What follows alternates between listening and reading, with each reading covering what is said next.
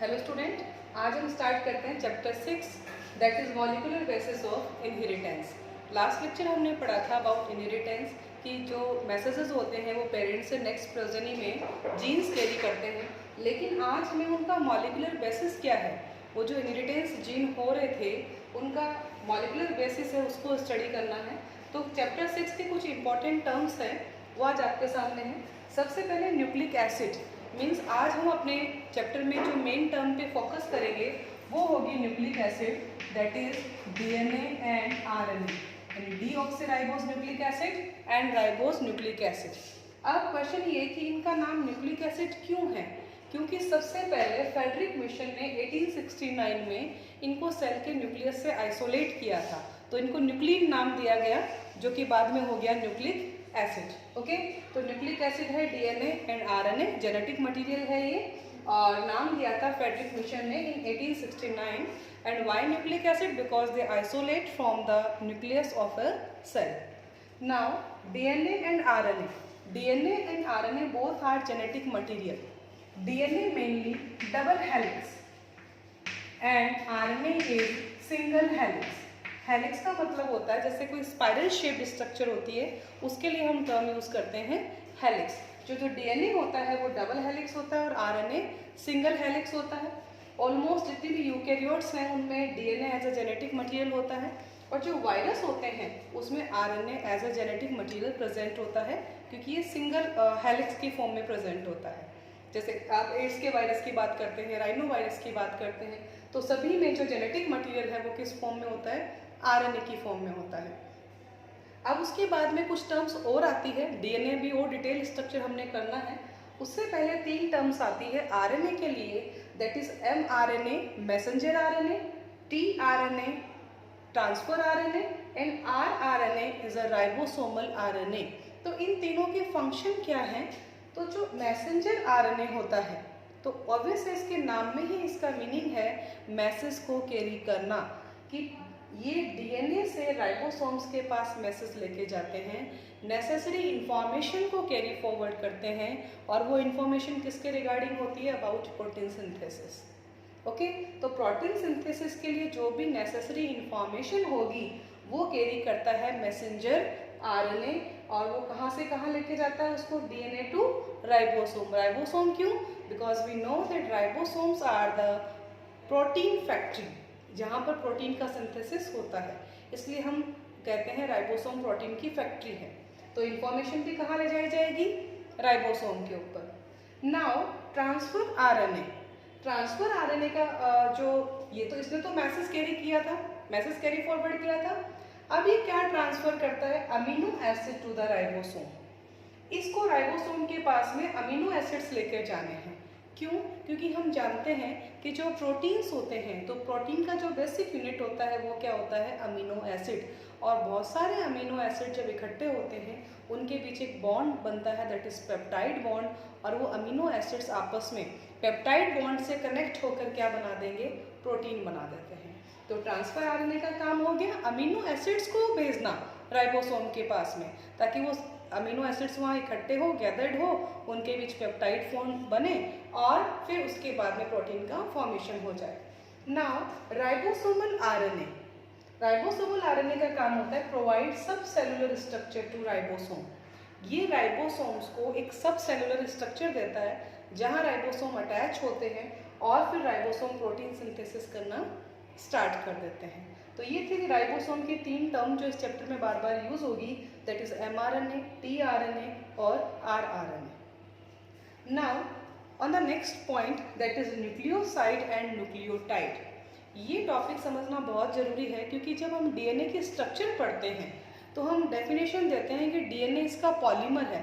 किसका पॉलीमर? हम कहते हैं DNA is a polymer of nucleotide. तो हमें न्यूक्लियोसाइड और न्यूक्लियोटाइड में डिफरेंस आना चाहिए सबसे पहले, कि न्यूक्लियोसाइड्स क्या होते हैं और न्यूक्लियोटाइड क्या होते हैं।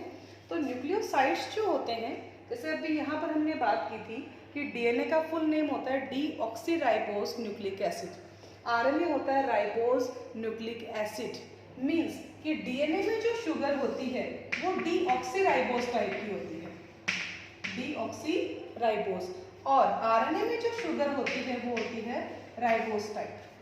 राइट। तो यहाँ पर न्यूक्लियोसाइड्स का मीनिंग क्या है? Sugar plus nitrogenous basis. अभी नाइट्रोजीनियस बेस भी हम पढ़ेंगे।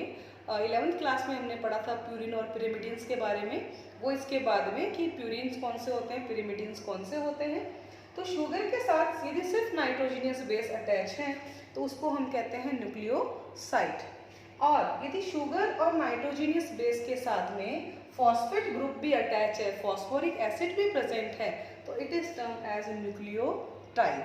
तो इसके लिए एक डेफिनेशन और भी बन सकती है, we can say nucleoside plus phosphate, क्योंकि न्यूक्लियोसाइड तो यहाँ तक बन गया, sugar plus nitrogenous base equal to nucleoside.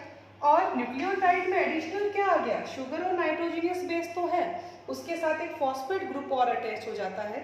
तो न्यूक्लियोटाइड की डेफिनेशन में ये भी दे सकती हूँ कि nucleoside plus phosphate group is termed as nucleotide.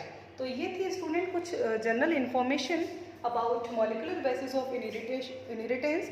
अब इसी लेक्चर में हम पढ़ेंगे कि जो हमने यहाँ बात की नाइट्रोजीनियस बेस की, वो नाइट्रोजीनियस बेस कौन कौन से होते हैं, कितने बॉन्ड से अटैच होते हैं, डीएनए में कौन सा प्रेजेंट होता है और आरएनए में कौन सा प्रेजेंट होता है।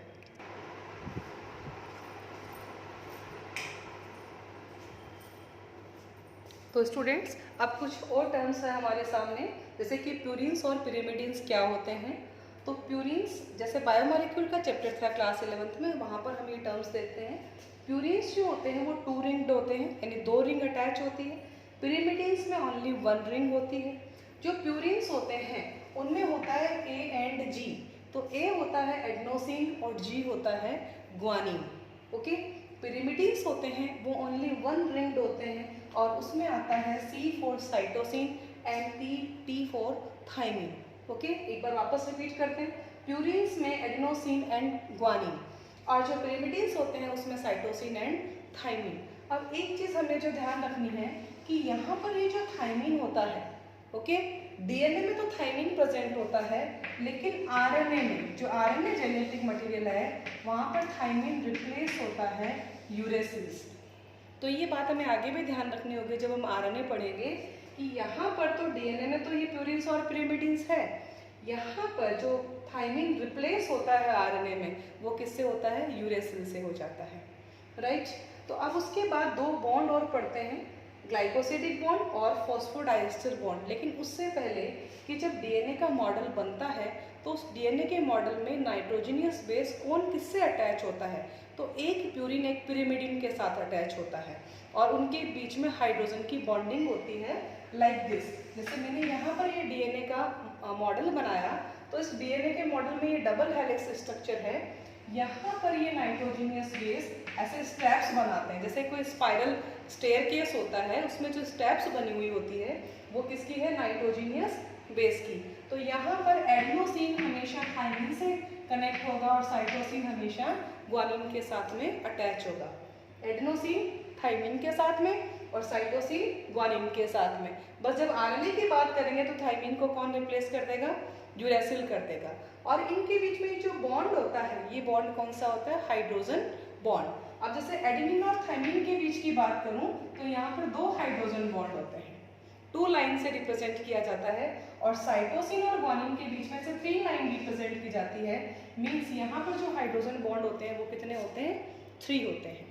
ओके, तो हमेशा एक प्यूरिन एक पिरिमिडिन के साथ में अटैच होता है, एडेनोसिन थाइमिन के साथ में और साइटोसिन ग्वानिन के साथ में। दोनों के बीच के बॉन्ड की बात करें तो ए और टी के बीच में डबल हाइड्रोजन बॉन्ड, वेरेज इन सी और जी ट्रिपल हाइड्रोजन बॉन्ड। अब उसके बाद आते हैं स्टूडेंट ग्लाइकोसिडिक बॉन्ड और फॉस्फोडाइस्टर बॉन्ड क्या होते हैं और बीपी यानी बेस पेयर्स क्या होते हैं। बीपी का मतलब होता है यहाँ पर बेस पेयर्स। ओके, तो यहाँ पर ग्लाइकोसिडिक बॉन्ड की बात करें तो पेंटोस शुगर और नाइट्रोजीनियस बेस के बीच में जो बॉन्ड बनता है, क्योंकि देखो ये जो हेलिक्स बनेगी ना यार डीएनए की, ये नेक्स्ट लेक्चर में और अच्छे से करेंगे डीएनए का स्ट्रक्चर। तो ये जो हेलिक्स है यानी इसका बैकबोन है, ये बना हुआ होता है फॉस्फेट प्लस पेंटोस शुगर का, और ये सारे क्या होते हैं? Nitrogenous basis. तो जो पेंटोस शुगर और नाइट्रोजीनियस बेस के बीच में लिंकेज होता है वो कौन सा बॉन्ड होता है? Glycosidic bond. फिर होता है phosphodiester bond between 2 nucleotide. 2 nucleotide को आपस में जोड़ने के लिए जो बॉन्ड होगा वो कौन सा होगा, फॉस्फोडाइएस्टर बॉन्ड। और न्यूक्लियोटाइड का मीनिंग क्या होता है, न्यूक्लियोटाइड में पेंटोज शुगर भी होती है, प्लस उसमें नाइट्रोजनियस बेस भी होते हैं, प्लस उसमें फॉस्फेट ग्रुप भी होता है। तो वो सारा क्या बनाता है, न्यूक्लियोटाइड। तो न्यूक्लियोटाइड के बीच में जो बॉन्ड होगा वो कौन सा होगा, फॉस्फोडाइएस्टर बॉन्ड। अब उसके बाद हम बात करते हैं बीपी या बेस पेयर्स की, कि बेस पेयर्स क्या होते हैं। तो यहाँ पर ये जो नाइट्रोजनियस बेस की पेयरिंग होती है, इसी को हम टर्म कहते हैं बेस पेयर। यानी कि यहाँ पर एडेनोसिन थाइमिन के साथ में बेस पेयर बना रहा है और साइटोसिन ग्वानिन के साथ में बेस पेयर बना रहा है। अब ये बेस पेयर हमारे आगे क्या काम आएंगे, जब हम इसकी लेंथ मेजर करेंगे तो हमें ये कैलकुलेट करना पड़ेगा सबसे पहले कि जो बेस पेयर होते हैं उसके बीच में कितना डिफरेंस होता है, और फिर और कितने बेस पेयर उसमें प्रेजेंट है, तो उसकी लेंथ को डिटरमाइन करने के काम में आएंगे। तो सिंपली बीपी या बेस पेयर का मीनिंग क्या होगा, यहाँ पर ये जो एडेनोसिन थाइमिन के साथ में और साइटोसिन ग्वानिन के साथ में जो पेयरिंग कर रहा है उसको हम क्या कहते हैं, बेस पेयर। तो ये कुछ जनरल टर्म्स थे स्टूडेंट। जब हम ये चैप्टर कंटिन्यू करते हैं तो सबसे पहले हमें कुछ ये बेसिक्स पता होना चाहिए about molecular basis of inheritance. Okay student.